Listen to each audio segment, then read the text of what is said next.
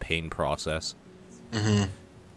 But yeah, I'm feeling great right now, and that's good because I was feeling like trash earlier this morning. And it's Yep. not even that I didn't sleep. Honestly, it was a pizza hangover. I ate too much pizza last night, and when like I ate that probably at about I'm gonna say 11:30 midnight my time here. Probably Hmm. went to bed around 1:30, like feeling all full and shitty. Woke up at Yeah. 8 in the morning and was just like, oh, this is the worst. Having a headache and just like your Hmm. stomach still it feels full and is like cramping up. Like it was bad. It was really really bad. Then I go to sleep for a couple more hours around noon and wake up feeling perfect. Everything was fine after that, and then had my coffee, and I still am sipping away on it. Like, it's been great. It's been a great day now. Nice. It started off so bad. So fucking bad. Yeah, I woke up with having had not been asleep for long enough, and like my head hurt, and my stomach felt bad in a way where I couldn't tell if I was sick or I was just hungry. Yep. It was like borderline, but because of the headache, I hadn't gotten enough sleep. I was just no, I refuse. I'm not moving. Welcome, Chillin' Chum. Good to see you again. Yeah, no, totally. That's the worst, especially when you wake up in kind of a daze and you don't know even if you're still awake and you feel like or like still sleeping and you feel like shit. Hmm. That I don't know, you just like stumble to the bathroom. You're like, I hope something comes out of either end right now because it would help. It would help so much. I mean, the end of the day, I ate too much pizza, Yeah, and I recognize that. But at the same time, I wouldn't trade that experience for anything in the world because I was so hungry last night. fair enough. I feel like the part of about like New York pizza that gets underrepresented is like the best part about having pizza around like that is you don't eat pizza and then get sick all the time. You just eat pizza all the time and then you're fine afterwards. Is it not very greasy then? It is, but like just that you there are so many places you just go in and get like a couple slices so you don't feel compelled to like order a whole pizza and eat it yourself. Like it's thinner, so there's like less bread and stuff. Uh huh. It just like you get sick off it way less often than like when I lived not around here and would order pizza from places just that just happens where you make yourself sick off pizza. Yeah, here it's kind of like it's roughly midnight. I'm hungry. If I'm gonna be paying like a delivery fee anyway, so let's get two pizzas. And then, oh, I can't leave any pizza left, so let's eat two pizzas. it's honestly more like one and a half, Uh huh. and the girlfriend had the other half. But like one and a half pizzas is too much. It's too much pizza. That sounds like too much. They're Usually, large. They're large pizzas too. yeah, Yeah. yeah. Usually one is I eat one and I'm like, oh, why did I do that? You know what the problem was is that I like to get the thin crust ones because I like having more topping than bread. But the Mm, thing is, if you get the normal size, like the normal bread, the bread fills you up, so you're not tempted to just eat a lot of pizza. Where you're yeah. tempted to do that if you have very little bread to fill you up, and it's all Hmm. topping that's filling you up. So you're actually getting filled up with grease and cheese instead of bread. Hmm. And it takes longer for that to sit heavy, right? It takes longer for grease and like actual substance stuff to sit heavy in your stomach than it is for bread to. Yeah. So it's kind of deceiving because you're like, I'm still hungry, but really you should have stopped a pizza ago. Yeah. That slow or like that stuff like expands out later after you eat it. And you're Ex- like, oh no, That's what did I exactly it. do? It's like What the did I do? cheese in your like stomach or whatever, your Hmm. intestines, like it doesn't break down normally or something, and instead it just stretches, like so it fills you up way more. Whereas bread kind of clumps, so you feel full, and you feel as full as your stomach probably is Hmm. realistically, because it Hmm. doesn't break down all weird. Whereas cheese, it feels like I could eat more of this until it's too late, and then you ate way too much already. Yeah. Like, if you feel full on cheese and toppings, then that means you should have stopped a full pizza ago, basically. Yeah. You ate a pizza too much. But I like to live my life one pizza at a time, so it's fine. I was hungry. Fair enough. Yeah, and I dealt with it appropriately this morning, and now I feel great. Nice. Yeah. Welcome to the Burning Barrel Podcast. Welcome to the Burning Barrel Podcast. Just you and I this week. Yep. It's nice. It feels like a cozy hug, or sitting on the couch watching a television show. Sure. You're not having to entertain guests or anything like that. It's just, I mean, we're basically like the pizza for your ears. Just comfort food. Yeah. Yeah. Sure. Go with that. Yeah, why not? Whatever. Yeah, whatever. Metaphors. Yeah. Metaphors, man. Metaphors are great. They help describe stuff that is indescribable. Or you say things and then no one understands you, and That's more it, in my case, for sure. But I'm okay with that. Speaking of TV, though, I've been watching a TV show that's on... Do you know what Show Me is? I think it might be Canadian only. No, that does not ring a bell. SHOMI. It's basically, think like Hulu or Netflix or something like that. The difference with it is that it's free because the only way you get it, really, is to sign up with a cable provider of some sort. So I have my internet through a cable provider up here, through Shaw Cable, and because I do, I have access to Show Me, which they're partnered with or whatever.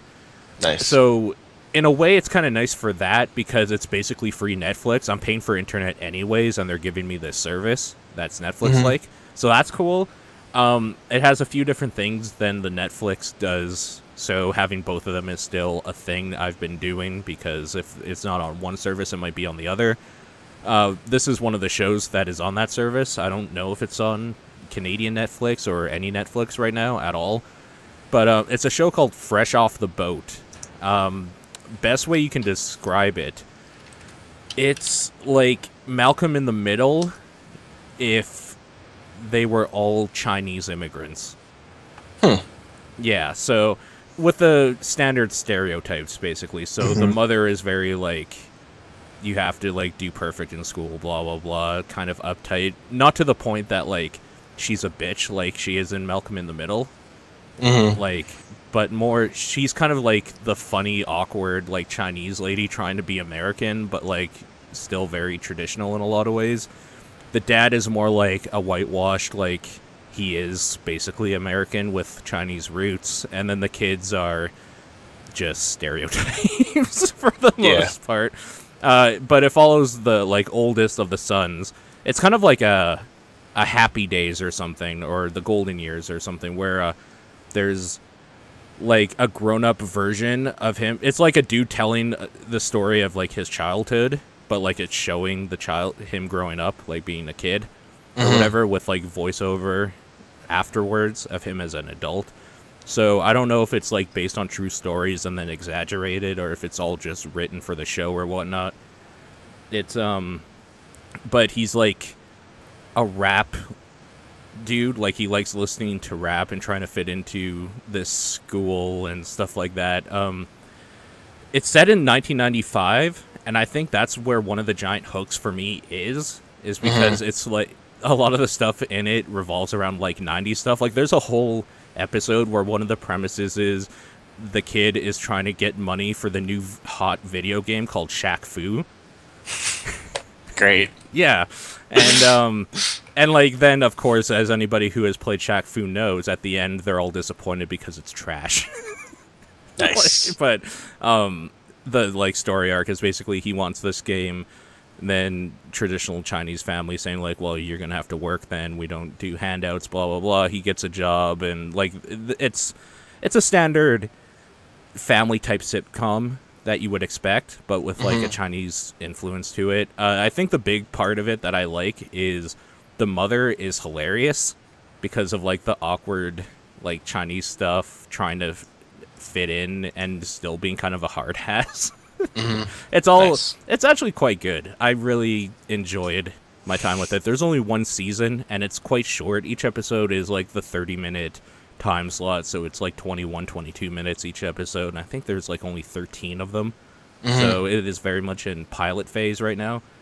But I would recommend it, I think, for anybody that likes those like Malcolm in the Middle type shows or these family-based sitcoms, because it does a pretty good job of recreating that, especially if you're a 90s kid, like grew up around that age in the 90s. You recognize a lot of like the dumb shit going on here, and especially if you like rap music, because there's really good rap tracks they choose in a lot of places. Interesting. Yeah, so it's been really cool. I quite enjoyed it, but the first, I don't know, the first episode isn't great, I will say. It takes about 2 or 3 to really get into the swing of things, and then you're like, yeah, okay, you get to know the characters a little bit more, and it's pretty cleverly written. There's a lot of like clever little stereotypical jokes. There's some blatant racism here and there, but it's in a funny way, not necessarily a derogatory way. And when it is in a derogatory way, they kind of handle it probably appropriately. Yeah, no, I definitely recommend it if you can find it. It's probably on YouTube. Like, it's probably it seems like one of those shows that doesn't have enough of a following that somebody put it up on YouTube and nobody's claiming it. So I would definitely check it out if somebody has some time to waste and likes that type of stuff. Yeah, I was just looking it up real quick. Yeah. It looks like over here, it's on broadcast television. It's on like ABC over here. Oh, okay. And it's so it's like 5 million views an episode. It looked like it got. Oh, okay. So it seems pretty popular. What's the general consensus of it? See, this is a problem, is that I haven't actually had cable television for, what year is it, 2015? About 7 years. So I don't actually know what's on TV anymore at all. I mean, I do. I barely do either. Like, I don't watch TV that much. So I don't really know. I was just looking at the Wikipedia article on it. Okay. Yeah, well, I mean, if you can catch it, then I would definitely recommend it. I'd like to see more of it. I don't know if maybe there's more seasons then, and then this is only the first season that's on this service. Maybe I'll look it up. Yeah, it started in February, so there's only that much so far. Oh, of this year. Yeah. Okay, so in that case, I'm really stoked that Show Me is that recent, that it has a full season already on it. That's pretty good. That's pretty good. But it looks like it was based on a memoir. So it's based on true stuff. Okay. By the food personality Eddie Huang. Yeah, that's the kid in the show. Yeah.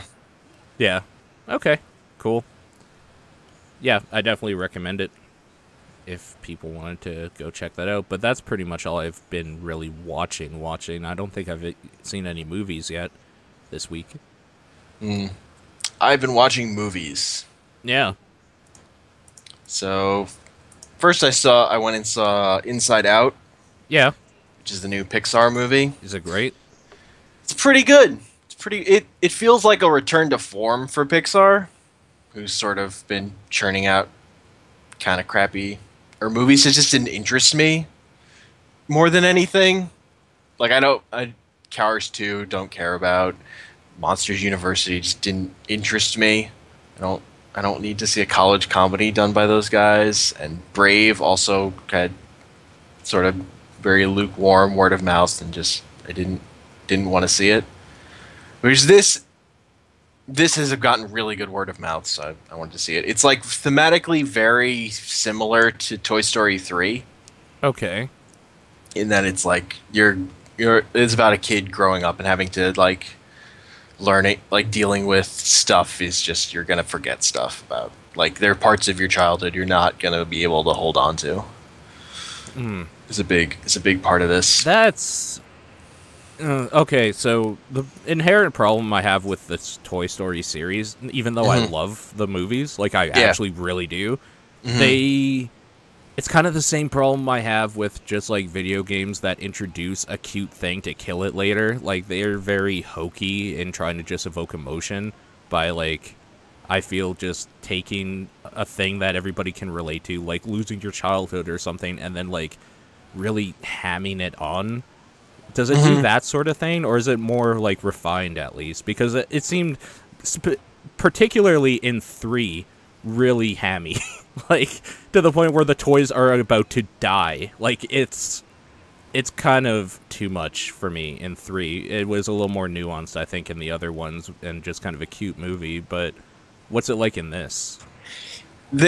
There's a part that's pretty similar to that from 3, Okay. but I thought it all worked in the context of what they were going for. Just in terms of it's not like you're not dealing with the actual like girl like going through some of this stuff. It's more like parts of her. It's basically dealing with her imaginary friend and how it's being forgotten, and like the Okay. parts of her mind that would remind her of her imaginary friend are sort of being torn down and disappearing, because it's like, and there's like this big chasm where all her old memories are sort of being dumped into to just vanish Huh. and stuff. Okay. But and then there are like two characters who are, there's like the gum commercial joke thing where they're like, the characters getting rid of all these old memories are like, oh, but this is a gem, gotta hold on to this one. That's pretty great. Gum jingle they just keep sending up. Louis Black is great as it's the personality Anger. Yeah, I mean, Yelling. that is his whole shtick, right? So Yes. I'm sure Yes. he would be. So yeah, all it's really good. It's also just good to see a Pixar movie that's focusing on like primarily female characters, because a lot of their early stuff was like, I really liked Brave, though, for that. yeah, Because there is... I can't remember what that stupid test is, where, like, having 2 women on the screen and, like, judging how long it takes for them to talk about a man or whatever. yeah, the oh fuck, what am I Brave forgetting? barely has that at The all. Bechdel test. The Bechdel, that's This right. is from a comic book. That is, like, one of the few movies with the female lead that I can think of in, like, animation, where that is, like, winner, basically. Yeah. Oh well, it's yeah. I mean, the Bechdel test is more about trends, and like, it's ridiculous how few movies actually pass this really simple test. It's really gross, actually. It's really gross. Yes. And you know what? Like, I know a lot of people just say, like, that's a bullshit test and stuff, and it very well might be. Well, it doesn't mean it doesn't mean a movie's bad. Yeah, it's No. not like really a judgment on the movie. It's just ridiculous. No, how I always found it more as a judgment on the writers, that they're so, like, not good enough to write something that they have to resort to the same old trope every time, basically. or just like people don't think about like that. People think about having a female character, but they never like go to have a second one and then have them care about something that's not one of the male characters. Sure, yeah. Anyways, does this pass the Bechdel test? Yes, most of it, a lot of it is about the two emotions, joy and sadness, who are both women, girls Okay. inside this like, I forget how old she is. She's like 11 or something. Arguably, using those 2 emotions as women, you could probably, like, it's kind of good that it passes that test, because it would be too easy to incorporate both of their conversations only ever being that. Mm-hmm. So, I that's mean, cool. yeah, and then there are good conversations between the girl and her mother. Cool. Also happens. But yeah, it just was good. Like it was effective at tugging at heartstrings when it wanted to be. It didn't feel too exploitive. It was kind of, but yeah. Too exploitive. I mean, it's purposely trying to make you sad in some parts. Like, yeah, that happens. But it's also sort of a movie that's like, the message is it's okay to be sad sometimes. That's like the lesson Joy has to learn. But, I mean, It's like we at the know beginning as of the people movie, it she's- isn't. It's never She's okay. literally trying to put sadness in a circle.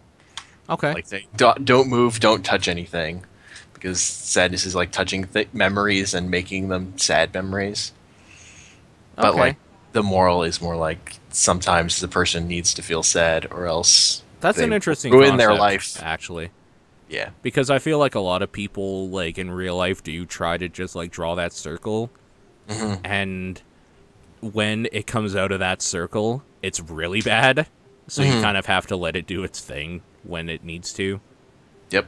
Like, I mean, I think that's maybe, like, a thing, not to get too into, like, mental health or something, but depression and stuff. Like, Yeah. I think it's maybe somewhat of a case of drawing that circle and like trying to be normal and keep things within it, where it's like, no, like maybe the circle's just bigger, maybe for depressed Like, people yeah. or something. I don't know. It's bad. Repressing how you feel generally bad. Yeah, You just need to get that stuff out somehow. yeah, it can do crazy shit, like really, really bad, harmful shit to you. So, Yep. So that's a lot of this movie is about that. okay. Things go. So there's like disaster movie elements in there, even though it's like just a person's I mean, of course there memories, is, because it's personality. still a movie. Yeah, So, it is still a movie. yeah. Also, like just briefly, the short that played before it, Lava, Mm-hmm.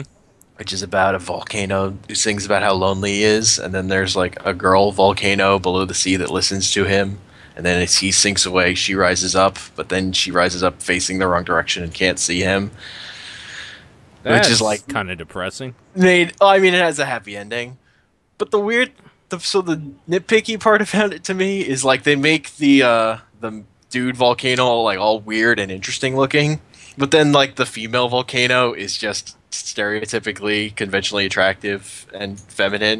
And it's just like, why don't they ever put like interesting designs on female stuff when they do this kind of thing? Like they always just do the conventional attractive. I mean, it's Miss Pac-Man women. again, right? Like, Pac-Man was literally just a circle, like a pie with a piece taken out of it that moved that piece, like, filled or unfilled to make it look like a mouth, and then they put lipstick and a bow on it to make Mrs. Pac-Man. Like, that's just how it worked. That's almost like that. That's the different thing. That's like the female version. That's literally just the male version with lipstick, and this is like Oh, that isn't this at all? Like, no. it's not She just the looks same very volcano with a bow on no. it? She looks very different. She looks much more like an actual human being, like person face, whereas he is like this weird drawn out face. What's it called? Lava? Lava. Alright, I'm gonna see if I can find a screenshot of this, because it's really hard for me to picture. Just based on, like, sure. imagine a volcano. It's like, okay. Oh, yeah, you're totally right. That's really weird. That's really fucking weird. And, like, the rock's like her hair. That's Yeah. funny. And he just looks like, I mean, he looks like John Goodman. He just does. That's not a bad thing. I'm just saying he looks like John Goodman. And she looks like, I don't know, any stereotypical female modeling face ever. Okay, anyways. Yeah, I see what you mean. That's really weird. Yeah. That was just a weird thing. Sure. It looks So like I that's- could actually watch this. This is on YouTube, this short. Huh. So It's okay. maybe I'll do it later. It's not great or anything. Okay. But I recommend Inside Out. Inside Out was good. And then I saw Ant-Man. Okay. I really liked Ant-Man. It's very much just another Marvel movie in a lot of ways. Like tonally, it feels really similar to the Captain America movies to me. It just feels Okay. like it's set in that like grounded Marvel universe where it just has that the feel of those movies. It's got that. So not like the Thor feel where it's very like outer spacey and ethereal or anything like that. Like it's very grounded in reality sort of thing. Yeah, Yeah, okay. it's going for that. Okay. It's starring Paul Rudd, so it has sort of a Paul Rudd feel to it, where like stuff is happening and he's just sort of going with it. Like he never takes things too seriously. Even when stuff gets serious, he just like doesn't have it in him to get super serious. What's his name? Fucking I think it's Paul Rudd. yeah, That's not the name Paul we're looking Rudd. for. God, Ant-Man? no. The guy playing Pretty sure Hank his name is Pym. pretty sure his name is Paul Rudd. Yeah, pretty much. No, the guy you're thinking about is Michael Douglas, probably, right? Michael Douglas Okay. is great. Michael Douglas just rocks. Yeah. So he plays Hank Pym, Yeah. who they basically use. He was a superhero during World War II as Ant-Man. and now is old and can't do it anymore. Makes sense. And he's Old like, people can't do a lot of things, so. so then like the villain setup is very similar to the first Iron Man movie, where you've got like basically Hank Pym's protege at his company took over the company for him and is now wants to use like the Pym particle shrinking stuff and sell it to weapons dealers for money, make all the money. It's like that same kind of plot, sort of just remixed. That's a dumb plot. Basic for a villain. I mean, it's realistic. yes, It's just it's that annoying. Marvel grounding thing. Sure. It's I think weird that's why how I simple like it is. weird DC villains who's just like they're just so classically villain. Like we want to kill all life or like Yeah, I mean, there are rule plenty the of villains universe. like that in Marvel. They're just not using them. Yeah, fair enough. Because they really, it feels like they just have assumed that the appeal to these movies are how they've made them grounded. I don't know how true that is, but that definitely seems to be part of their. I get they're doing it. They're like they're into easing people into the weirder stuff. They don't. That's want lame to though. Go full weird. Yeah, I wish they would go full weird. That is a problem I have with the Marvel movies. But so this movie also, what really the one of the other stronger parts of this movie is that it's very genre focused in that it's like it's really just a heist movie, and I like heist movies. So it has like the superhero stuff plus heist movie stuff. It's like So it's Captain like, America meets Heat. not sort of Not full heist movie. pretty full heist movie, but it way more goes into superhero stuff. Because okay, so the really best part about this movie, the thing that makes me really like it, is the action is really good, and they make really good use out of the Ant-Man power of like shrinking and growing stuff. Okay. Where he'll like shrink. Well, I mean that's the Jump whole around. gimmick that makes it Yeah. different, right? So Yep. they should use that. Yep, and like just having him shrink down, jumping around on someone, then growing full size, punching them, just like him like shrinking down into something, taking it apart, and then flying away, or his army of ants. He's an army of trained ants. So And they're, there's like, no different like kinds cool of down ants. on his growing and There's no cooldown. okay. In and out, boom, boom. Okay, if there was a video game, that's the mechanic you would need to lead with. Yeah, pretty much. Yeah. Because that's the most interesting thing. Honestly, the thing in the trailers that makes me want to see it is that like whole scene where there's this epic fight on a train and it's actually just like the tiny train going around in somebody's basement or something. It's fucking Thomas the Tank Engine. Is it? That's even Yes. better. That's even better. It's so good. It's Thomas the Tank, and they're like Is that part great? Like drawn out? that part is amazing. Okay, like cool. that's like the fight scene where you're like, okay, this movie is. I mean, it's pretty late, but that's one of the fight scenes. You're like, wow, this is just amazing. Because like Okay.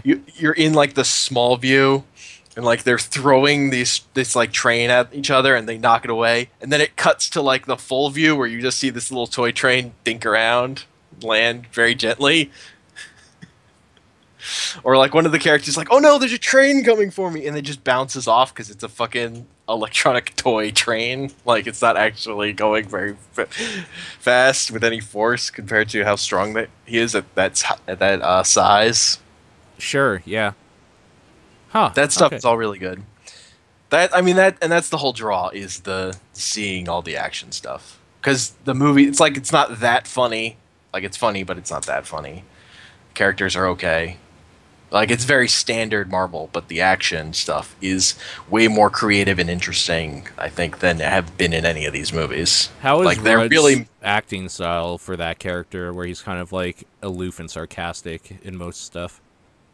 it works really well because what I like about it is the like compared to Avengers 2 where it got too heavy into the melodrama, and it's just nice to have something that like cuts through that whenever it like could be starting to happen. It says, nah, we're not going to get that serious. Come on, guys.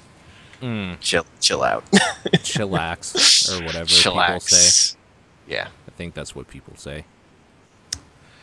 I don't think anyone ever actually said that, but No, they didn't. Nobody says that. Ever. chillax is like, I don't know if it ever existed unironically, but Like it's the new version of "What's up" or whatever.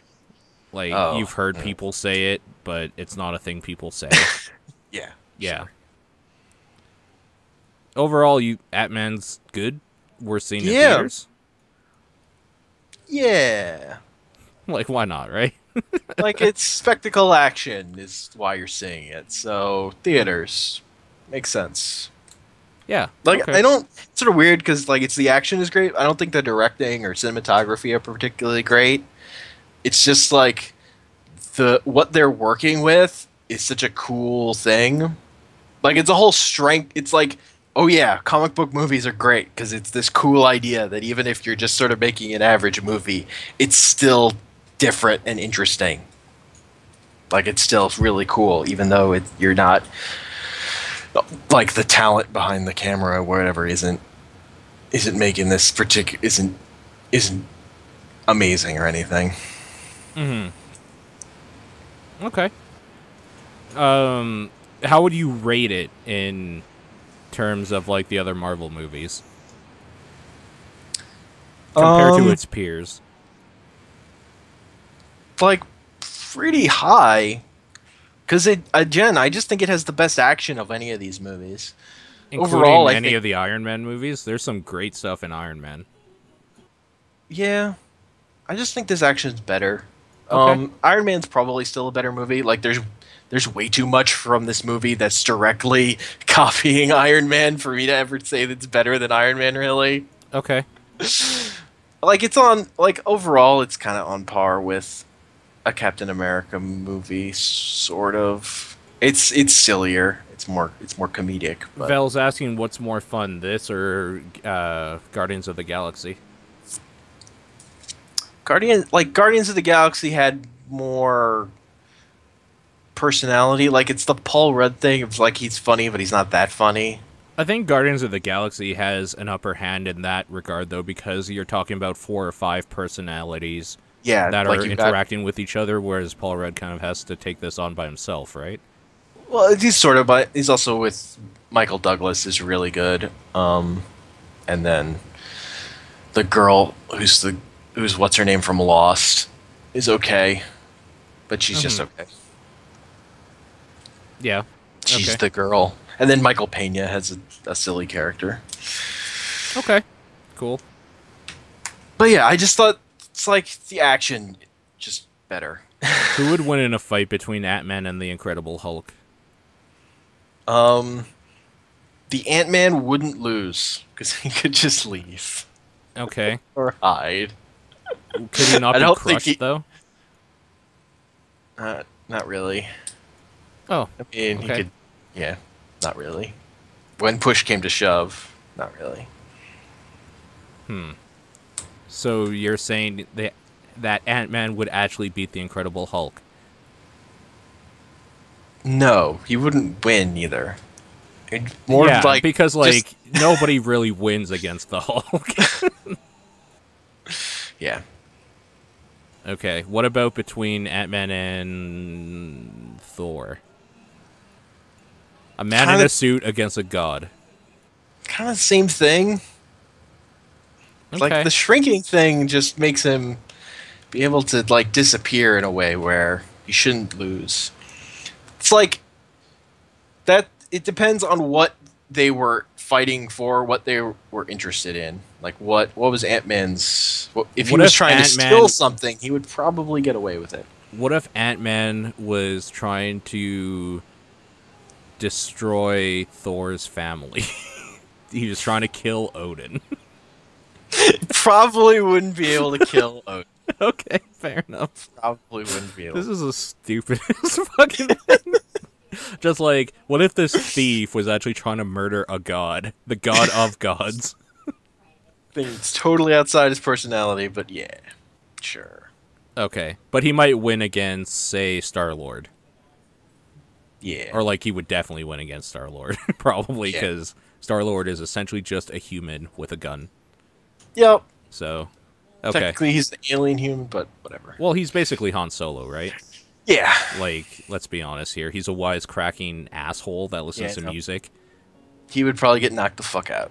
Yeah. Okay. Fair enough. So I'm stoked to hear that you enjoyed this movie because Ant-Man to me has always been like the perfect dumb superhero. Like it's a stupid power and gimmick, but like he's the best at it. Like it's Yeah. I don't know. I think I've always thought it was a dumb premise, but kind of cool. But look, this is the only Marvel movie that has a fight on top of, and using Thomas the Tank Engine. So Yeah. Okay. Fair enough. So it automatically is the best Marvel movie. yeah. All right. Cool. I'll have to see it. I actually do want to. So Yep. that seems like a good movie to leave work for a few hours to see and then come back, basically to get paid to watch. Mm-hmm. Yeah. What do you have else on here? A Hard Day. A Hard Day is great. Okay. This is a Korean thriller, and it's like just throws one thing after another and just gets like more and more ridiculous. So it starts with like this guy is driving in the rain. He's had a few to drink. It's the day of his mother's funeral, and like he sees he's sort of driving too fast because he's late. And he sees a dog in the road, and he swerves to the side so he doesn't hit the dog. And then he looks back, and then, he's hit a person. Okay. He goes out, the guy's dead. There's, like, blood everywhere. And then there's, like, he sees, like, a cop car coming. He panics, like, drags the body off to the side of the road, hides it, then puts it in a bag, stuffs it in the trunk of his car, and heads off. Then he gets, like, a call from... It turns out he's a homicide detective. Okay. He gets a call from his people he works with. It turns out their whole office is being raided by internal affairs at that moment. Like they find all this money in his drawers he has locked on because it turns out like his whole division is dirty. So it's just like piling on one thing after another. He goes to like a checkpoint and these guys that they're checking him don't believe he's a homicide detective and keep giving him all this shit and like eventually pepper spray him and start kicking the shit out of him before the call goes through that he was a homicide detective. For real. So I'm guessing the whole premise is like that this dude is just having the worst day ever, basically. Pretty much. It sounds already though like it's gonna be hard to sympathize with him if he's a dirty cop who kills somebody. So like, who cares? Good that his life is shitty because he's a piece of shit. It's one of those things where it's like it's funny because Okay. it's so ridiculous. Oh, okay. Okay, cool. It goes like a good thriller. It's funny because it's crazy. Like Okay. he ends up convolutedly hiding the body in his mother's casket. Okay. It's ridiculous. Yeah. But like eventually you like find out he has to like dig the body up later and he finds it had gun wounds in it. Like the guy was dead before he hit him. Okay. Like, This so is it like gets crazier and crazier. okay. How like so it escalates pretty good then the whole time. Yes, it keeps escalating. It keeps getting ridiculous. By the end, like him and the guy he's fighting are like so tired. There's like one is just trying to bite the head of the other one. They're just like, fucking exhausted. It's also great. It's like one of the few movies I've seen that had a chase where the people got like realistically tired pretty after just running a few blocks. Like they can't just run forever. They're like not actually. It's like first movie people are in a chase and they're not in the best shape in the world. That's pretty good. Huh. Is it you said like it's funny and Yeah. how like kind of crazy it gets or whatever. Yeah. Is it like stressful though the whole time? Like it's tense, but Okay. like at some point you're like you're sort of following this guy, but it's not like you're really like, oh, this is a great dude, I want him to succeed. You're kind of like, how the fuck is he going to get out of this one? What? You're just sort of curious. So you're not really rooting for him. You're kind of watching it all unfold. at the beginning, like Okay. you kind of come to root for him because like they do human, like he has a daughter, he's a single dad with a daughter, and you're like, Okay. so you start to care about him. Like they build it up, they like build him up after starting him out at the point you don't care about him. Mm-hmm. Okay. It's more curiosity at the start. Cool. Sounds interesting. It was really good. Where did you watch it? Um, East Village Cinema, in New York. Like it's playing at one theater in New York. It seems I'm reading up on it. It came out last year, so it might not be crazy to be able to find this on the internet somewhere, right? Yeah, like this is it's just came out in theaters in America and limited release. Oh yeah, okay, I see what you mean. 2014 in Korea. Yeah, That's okay. just came out in the U.S. Okay. on the 17th. Okay. Cool. Yeah, that was really good. Would It you has- recommend it? I recommend A Hard Day if you like thrillers. Is this something I could wait to watch when it's more like available, or am I gonna have to drive to like a theater maybe 2 or 3 hours away with could one probably- showing? You could probably wait to see it when it's more available. Okay. This seems like it would be one of those things that would be available for like $2.99 or $3.99 on like a YouTube service where you could like rent a movie. Yeah. All right. This is where I wish video stores still existed, because this would definitely be in a video store eventually. But, Yeah, a lot of times with these kind of releases, they put them like on demand services when it comes out, but it doesn't look like this did. yeah. All right, cool. And then I sort of made a mistake and went to go see another movie, but I was kind of burned out and fell asleep during a lot of it, so Yeah. don't have that much to say, and because I don't really know what happens. But I went to see the movie Court, Okay. which is So you went to a theater yes, and fell asleep in the theater. yeah. Did you wake up at the end of the movie, or were you kind of there for like 10 minutes before waking up and realizing everyone else had left? I woke up like during the last scene again, and I Okay. was sort of nodding off. Like I was in and out through most of it. Okay. Because, so the thing about this movie is a lot of it is like framing a shot, and then stuff happens through it, and it's like sort of slow. So like there would be no one talking, and nothing is really happening in a moment. So my eyes would close, and then people would start talking, and they would open again.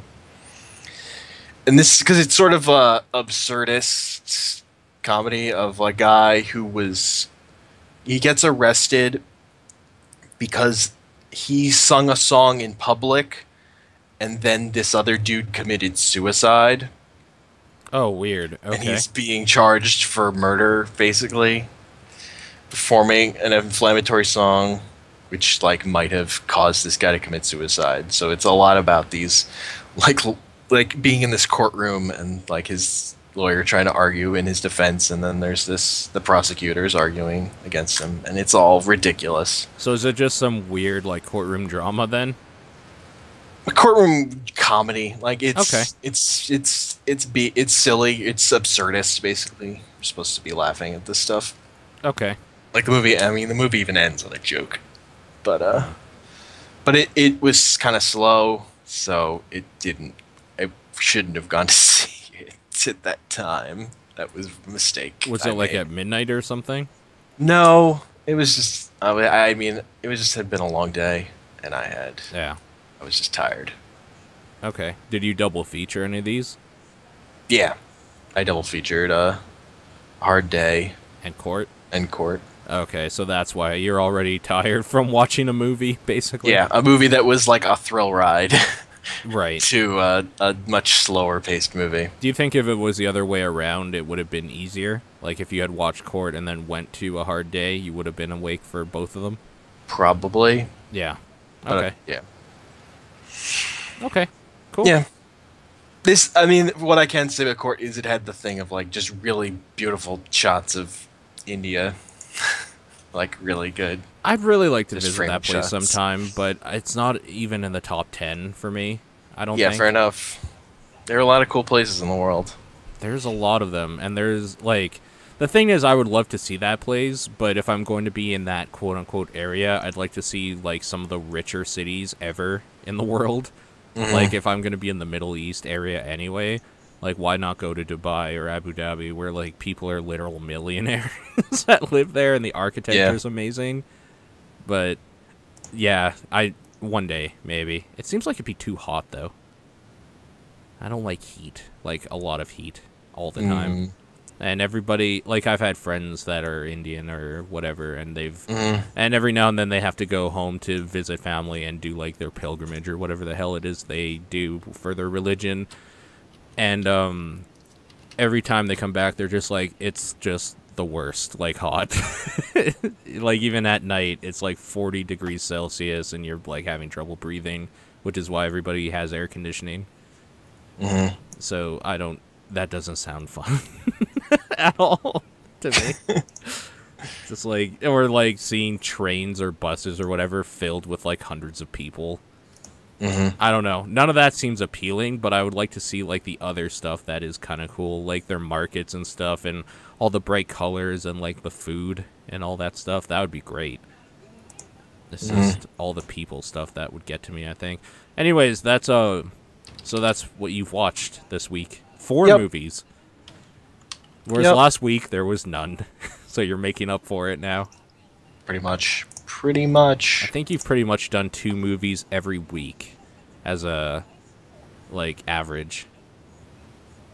Maybe not. Maybe not. There are a bunch of weeks where I didn't see anything. And then I see a bunch of stuff, usually. Cool. We should talk about video games now, though. Sure, video games. We both have been playing Rocket League. Yep. It's pretty much all I've been playing. That game is fun. The game is so good. Just mechanically. I fucking love it. It's really good, because it's one of those games that when you start playing it, you feel like an idiot, and you're just like, how am I going to hit this ball with this car? And then you get a little bit better, and you're like, okay, I can generally hit this ball pretty, like, accurately when it's close to me and stuff like that.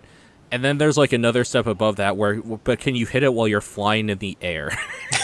So, like, that was way more hard. There's, like, a huge skill ceiling on this game that I'm not even close to being at all yet. Yeah. But, like, I feel like I'm basically at the level right now where if I play against people of equal skill level, I can have fun, and we can generally, like, try to set up some idea of plays.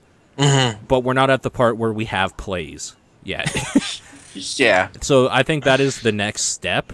And then the next step after that is, can you do those plays while flying? So, like, there's a lot. It's one of these games that it's easy to pick up and learn, but it's hard to master in every way. And watching people there's already, like, esports leagues and stuff forming on this game, and I'm super stoked, because I really like esports a lot, and I'm so excited that there's actual esports stuff happening now that isn't just MOBAs. Because this is the closest I think we'll get for now to, you could play, like, 2 matches of this or some matches of this on ESPN, and people will maybe take it more seriously because it's a lot cooler and funner to watch than the thing with MOBAs is you have to know the MOBA specifically. You have to know heroes and builds and stuff to really get the full entertainment out of watching people play it well. Yeah, like, if you're not deep in, you don't really understand what people are doing, so you don't know what's impressive. To the point where when the international happens, they have to have a newbie stream to explain what's happening. Yeah. Whereas this is, everybody knows the rules of putting a ball in a goal, and everybody can see how fast your cars can move. And that's all you need to know. Like, the way this takes skill is by being able to just, like, have the coordination to be able to hit something out of midair and push a ball into a net with a car. Like, that, it's just impressive to watch, and people play it at a high level. So I'm super stoked that this game is getting as popular and has gotten as popular as it has. That being said, it's also the biggest double-edged sword because their servers are fucking terrible and have been down so much. Their servers are always fucking down, except for when we play at, like, 2 in the morning. Yeah. That's the only time it ever seems to be up. Playing in the middle of the day, you're kind of rolling a dice to see if your like area is up or not. But yeah, for some reason we just lost the call, so Hank is gone. I'll take this time to keep talking though. I've also been playing Earthbound. Earthbound has been fantastic, and I wish I had played it sooner. It does so many things well. Like, I'm really, really enjoying the just how fast it all feels for a turn-based RPG. Down to the point where when you're leveled up enough, you can just kind of skip past mobs because they just auto-win you. Like, you auto-win against mobs that attack you.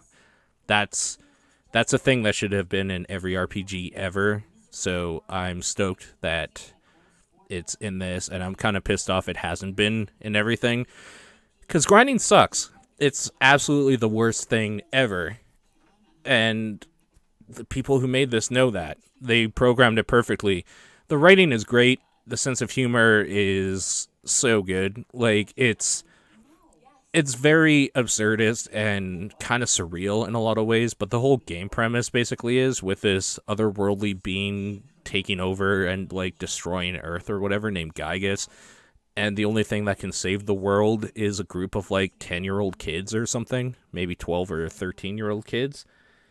I need to get back into it though. I really like the battle style. I really like that there's a countdown for your health, so that if you get hit, say you have like 400 health or whatever, there's a ticker, so it'll go down like 399, 398, 397, like it'll go faster than I can say it, obviously, but it'll go down slow enough that you can, when it's your turn, if you're at like 200 and going down, you can actually use a health item or heal yourself, and it'll start going back up. So even if there was a move that did 500 damage to you and you had 400 health, you could actually heal back up enough to like stay alive. I think that's pretty cool. I haven't really run into that yet. This is only kind of hearsay from what other people have told me. But I haven't run into it yet because my health is too... Basically, if I face something in the game that hits that hard, I'm just dead anyway because my health goes down too fast. I am super looking forward to playing more of that game. Like, really bad. It's so good. Hank's back, so we're just going to add him back into the call here. Hey! Hey. I kept talking when you left. Right. So, Cool. I'm talking about Earthbound and how great that game is, and how I wish I had gotten into it sooner. Do you have any history with Earthbound? No. So, when you were playing it, No. I said in chat, this game is too chill for me. I can't handle it, and that's sort of been my history with it. Because every time I tried to play it, it's like it's too relaxed. I can't. It's cool, but I just personally can't. I can't deal. It's too relaxed. What does this mean? I don't know. It's like too chill. I just get antsy and need to do something else. Like, I don't really get how it's chilled, necessarily, because the last part I played, I would walk through, like, a Ku Klux Klan meeting of painters. I mean, I never got very far in it. Okay, the beginning I didn't really love, and a lot of people have said, like, play for maybe an hour or so, and they were totally right. Once you get past that beginning area and the world starts opening up a little bit, I don't even have, like, I just got my second party member. So, like, I don't even have a full party yet, and I'm digging it a lot. Yeah. It's also the kind of game where if I had it on a handheld, I probably would play it. Oh, okay. Huh. Yeah. I don't... Console RPGs, I haven't... If I'm not playing with friends around, I don't... Like, I need that on handheld to have the patience for RPG stuff like that. Well, I think it's one of those things that, like, when you would have played it originally, would have been 95, 96-ish, maybe. I mean, I never had access. I've never heard of it till... So, like, the first time I played it was on emulator. Yeah, that's kind of the thing, too, is that the reason why I missed it is because it was so not a huge deal here in North America when it came out at all. Yeah. To the point where a lot of people actually panned it for being bad. And it made me realize that they're just wrong. Like, that game does mechanically so much of what RPGs should have been doing ever since. I really like the, like, just automatically winning against something that is way underpowered and you still getting full experience for it. So, like, grinding out would be a little bit easier, and it wouldn't be... It's not like a fake way to try to say, like, yeah, you have 20 hours of gameplay, or whatever. It's like, yeah, but 15 of those is just grinding, so you could beat the end guy. Another thing is, I like the countdown meter thing, like, for your health. So, like, as it's counting down, as I was saying, if you take, like, say, 400 damage and you only have 380 health or whatever, you could, like, as it's counting down in your turn, heal when you're at, like, 100 health and it's still counting down, and you would be fine.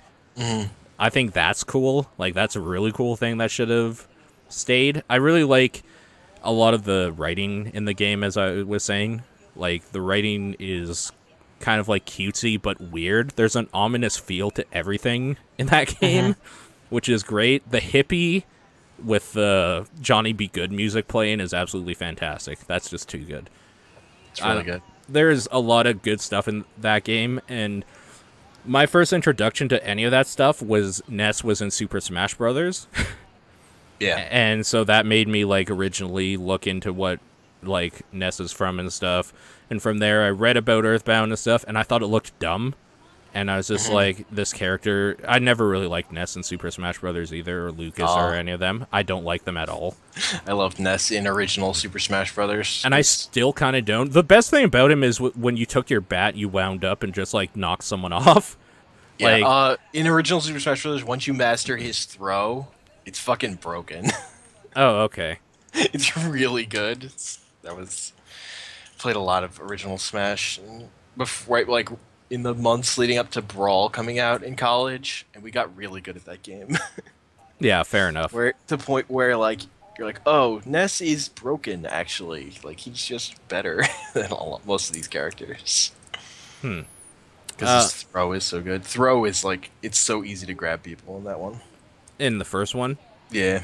Yeah, I remember not liking that game very much, but I only ever really had one other person to play with. Like, anytime we played it with three, like a full four, it was great, but that was maybe, like, once every couple weekends when one of us would rent it. None of my friends bought it because it was one of the more expensive. When that game came out, it was at the age where, like, our parents stopped giving us allowance money or, like, buying stuff for us because we were too old for that, but we were too young to get a full-time job or something. So we were in this weird limbo of, like, our parents would buy us things we would need to survive, like clothes and, like, school books and all that sort of thing. But anything that was more than that, we would have to, like, maybe find a part-time job or, like, cut grass to buy stuff or, like, anything like that. So... came out at the time where we basically didn't have money, like, at all. None of us. So we would rent it every now and then because the few of us that would, say, shovel sidewalks or whatever and got a few extra dollars, that was only enough to rent a video game every couple weekends and not buy something.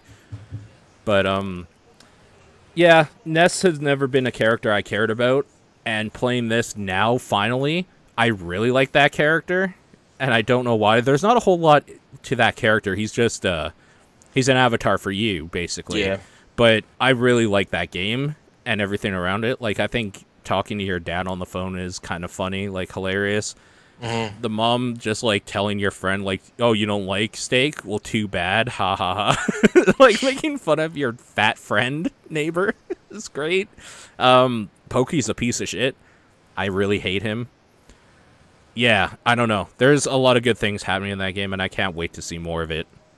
But I've been enjoying that. The reason I started playing it was obviously because Iwata died.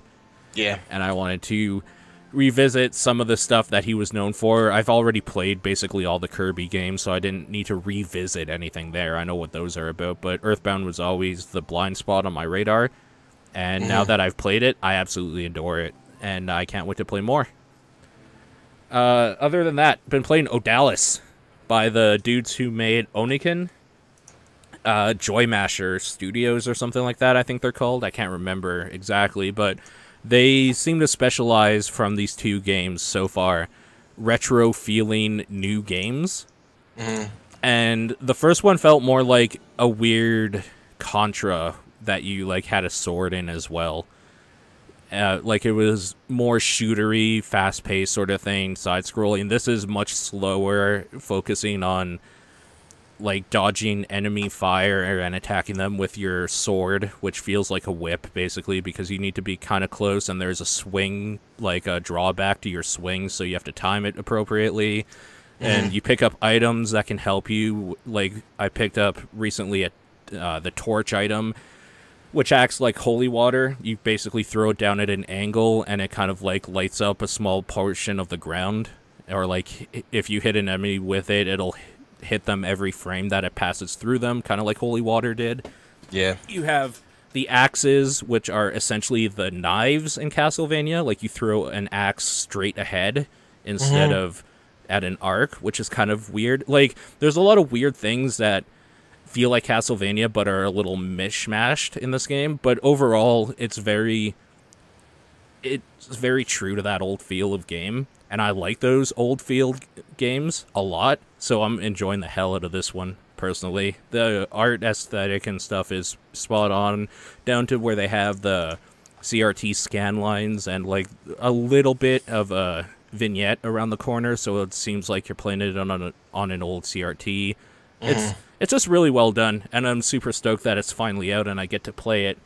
For anybody who likes those type of things, I would definitely check this game out. I would also check out Oniken if you haven't, because I think it's pretty cheap.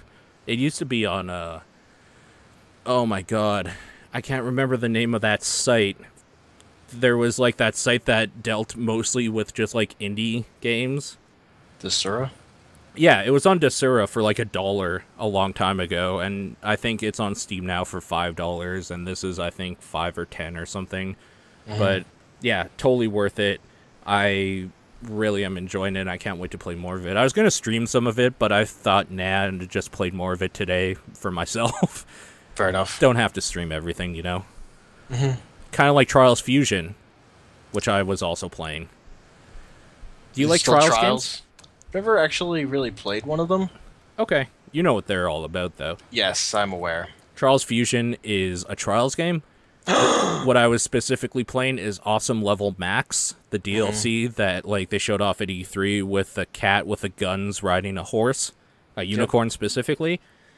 That unicorn doesn't feel right to me at all, because does it feel like a motorcycle? That's the thing, is that it feels like a motorcycle to the point where when you're revving, say like your motorcycle to go or whatever, the same button, you're actually just like moving the horse's back feet and not the front feet, which feels awkward. Like it controls exactly like a motorcycle would. Instead of wheels, though, it has feet. And weird. It feels like there's a weird hitbox issue, it feels like, where when it's hard to explain, but when you see two circles and like you're colliding with, you're up in the air and you're about to collide with a ramp or something, you kind of have an idea of physics based at like how your wheels should be like aligned, so when you fall you are perfect. The horse's feet seem off, and I've been falling off a lot because like the front feet looked like they were at the right angle, but really they were a little too far forward.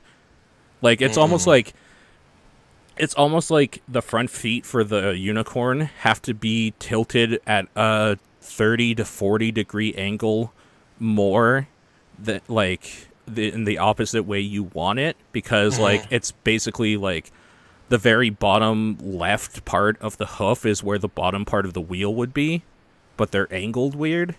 So it actually feels really shitty and not good at all. The level DLC, though, is kind of cool because it's a lot of weird, like, psychotropic things happening. Basically, the premise is you are a Trials dude, like you're on a motorcycle in the first part of the tutorial or level or whatever. Yeah. And your mission is to steal these blueprints from a thing. So you steal them, but at the end of the level, where the ending is, you accidentally jump into, like, this transforming device, and that's what transforms you into the cat and unicorn combo. So then the next level's on take from that, but everything's all weird and psychotropic because you're like in a haze or something. Everything's fucked up now. So that's kind of cool, and the level designs reflect that pretty well. Like, there's a lot of weird things happening in the level design where you're replaying the same part over and over, but, like, it changes to, like, a medieval setting or somewhere in space, or, like, it's really, really neat. It's just that, mechanically, it feels like trash, and I don't want to play any more of it, which is a huge failing for a video game. Particularly something like Trials, which... It's like all about just doing these like mechanics you've fucking played over and over again, because that's what you do. And that's what's infuriating about it, is that I'm not saying I'm the best Trials player or even that I'm a great one or good, but I've played enough Trials that, like, I can play through a Trials game all the way to, like, the ending, like, challenges or whatever, and still be kind of competent at those. This is like the first 2 levels of being a horse, and I can't get past them. Because it feels so off. Like, I'm falling like 10 times in a row in one part because I'm trying to understand where this stupid horse's front leg is supposed to be that isn't moving, even though, like, the back legs are. Nothing about it feels right, and that's a huge failing for a game that made its career basically on feeling great. Yeah. So they fucked up, and it's a piece of shit. That's all I have to say about that. Great. Yeah. Out now. Yeah, it is out now, and it's kind of overpriced. It's like $14. There are other DLCs like 4. So, Weird. yeah, I don't know. It's one of those Ubisoft cash grabs, and it worked. So they grabbed your cash. They grabbed my cash. That's all I have to talk about this week, though. Okay. We could talk about Iwata dying again. So Sure. he died. Yeah.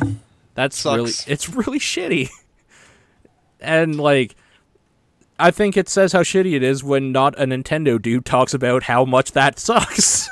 Like, I've never really liked the Wii and, like, a lot of the stuff he's implemented, but I've always liked where he's come from as, like, the business side of stuff in the video game industry, and that's what sucks for me, I think. Like, thinking about it, it's not like the time when I came around to just thinking Nintendo's ranking decisions I liked and just started liking them as a company as opposed to just liking their games is the Iwata era. Like, that's when it happened for me, where, like, I because as someone who what the consoles I own are like a PlayStation, and I owned a PlayStation 2, like, I was not super into the GameCube era of Nintendo. It's like Nintendo as a company. I thought they were being silly in terms of just chasing, like, Sony and Microsoft, but in a way that made it so that they couldn't compete with them, even though they were just sort of doing the same thing. Like, they were falling behind always a little bit, but, like, trying to compete. Yeah. Yeah. That, like, yeah. It's like with the N64 and then the GameCube, they were already in that position, and I just thought the Wii was smart just because it was different and it was way cheaper. Yeah. Like, from those two perspectives, it did a cool thing.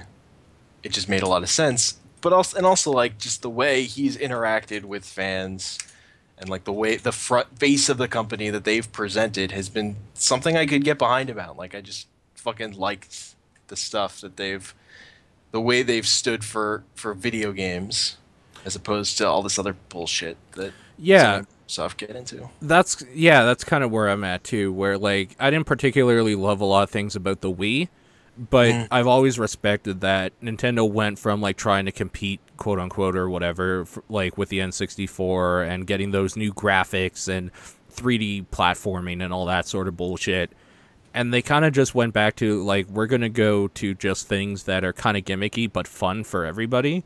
Like, he was very much about, in a time where there's an arms race for the newest graphics and the cooler game, or, like, the most artistic games, they always just did something that was instantly playable and fun and recognizable as being fun. Yep. And that's, like, a hard thing to replicate because so many CEOs want to have the cool new thing. And I think the only thing he ever wanted to do was have everybody he could play his games. And that's, like, admirable to me. Yeah, it's super good.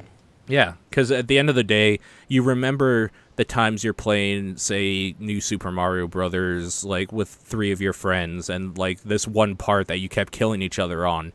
And I don't remember, like, most of Gears of War, even though that was, like, the new thing. So, I don't know.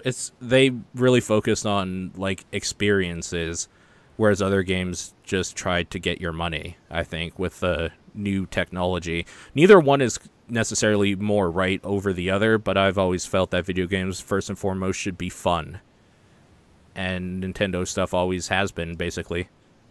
Yep. So, I mean, to me, the big failing of the Wii U was just it cost too much when it came out compared to the other consoles. Like they made that thing too expensive for what its place in the market was. the biggest failing Nintendo always makes, though, is that they never give enough of, like, they always seem to undercut what they have. So, like, the Wii was hard to get because there just wasn't, like, millions available to everybody that wanted one for the first couple weeks. True. Like, they never ship enough of their stuff. That's always been their biggest failing, is that they don't recognize their market's actually the biggest. But maybe because it's hard to blame them almost, because when you look at, like, the sales numbers and stuff like that, they probably feel like theirs isn't the biggest, but let's be real. Like, even as a PC gamer, I can admit they are the biggest, and they always have been. People have always wanted to get their stuff day one or week of and try out the new Legend of Zelda or new Mario game or Metroid or any of their stuff because they are the original video game company. So even people that don't necessarily love Nintendo like me and think some of their business practices have been at worst shady, at best stupid, like, I want to play their shit too. That's why I have a Wii U and I don't have a PS4. Like, so their biggest problem is never realizing how big they were, and I think that was Iwata's probably personal problem as well. I don't think he ever realized that he was the CEO of the biggest gaming company ever. But in a way, that's kind of the good thing of him, too. He always just wanted to do, like, what he felt was right. Which is kind of too bad that it was never enough to make sure I had a Wii day. I wanted to buy Red Steel week of, and I'm glad that there wasn't enough Wiis out there to make me make that mistake. But at the same time, I kind of wanted to learn by myself that Red Steel was garbage. It looked cool, but...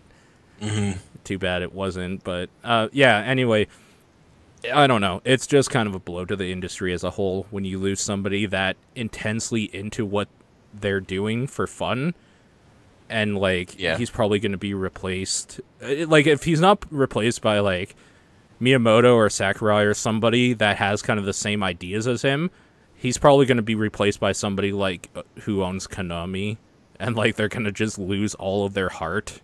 And that's going to be so sad. I really hope that doesn't happen, but... Yeah, I don't know. I feel like they'll probably promote from within. Because that's they have to, their right? trend. Like, yeah. Yeah.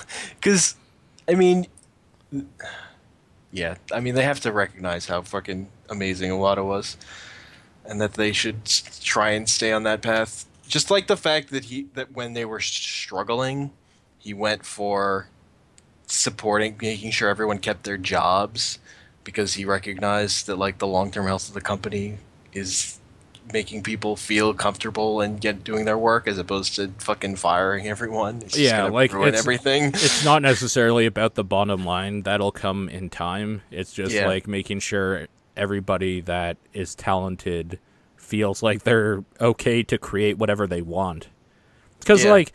I think that was another thing, too. Like, he was a creator himself. Like, I think that was another great thing about him, is that he wasn't one of those types to worry about the Excel spreadsheets and, like, make sure the bottom line was always in the black or whatever, even though I'm sure he had to pretend he was all the time to investors and all that stuff. But he knew that like in creativity you'll make like 100 garbage pieces of shit until you get one amazing thing that'll change the world. And luckily Nintendo has always had some of the best people, and they've made that number from like 100 pieces of shit to maybe 10 for every one great one. Uh huh. But like I think you need somebody who understands that the creative process is basically failing a whole bunch until you do it perfect that one time, which Yeah. I think is something he understood. Yep. And it would be a shame if they got somebody in there that was like money fiend, like a pencil pushing Excel spreadsheet reading piece of shit, because it would ruin everything that's great about that company. Yep. They would. They wouldn't. I don't think they would last. They wouldn't. They wouldn't at all. If they went It's for like, money, we would see 1,000 more Legends of Zeldas, and they would all be even more trashy than the one people hate the most. yeah, there's a reason Nintendo is the company that's still around. When you look at like what happened to Sega and what Sega is now compared to what they used to be, like Yeah, it's a different thing. and like the new Nintendo system would basically be like another PC, and that would make me not buy it, because if that happens, guess what? I already have a PC. Nintendo just lost my money. Like, yeah, so I really hope they keep that like I don't mean it derogatory necessarily, but that childishness about them, like where they just think like there's a wonder to everything they try to do, even for better or for worse. Sometimes it's just dumb, and sometimes it's like actually Creative really good. spirit. Creative spirit is probably the more politically correct thing to say without offending both Nintendo and children everywhere. Yeah. Yeah, Either way, I think that's it for this week. probably. Yeah. Yeah. So, thank you for listening. We'll see you guys next time. See you guys.